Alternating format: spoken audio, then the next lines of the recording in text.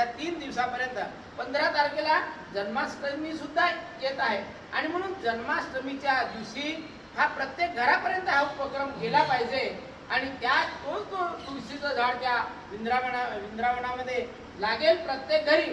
त्याच्यानंतर तुळशी विवाह येत आहे।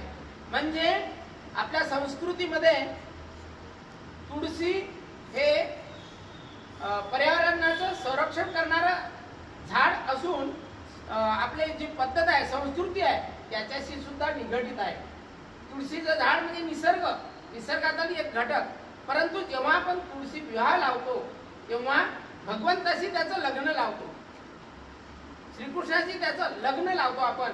म्हणजे पती पत्नीचं नातं कसं असावं याचा सुद्धा आपण समाजाला एक संकेत देतो। म्हणून तुळस लावा आणि पर्यावरण वाढवा।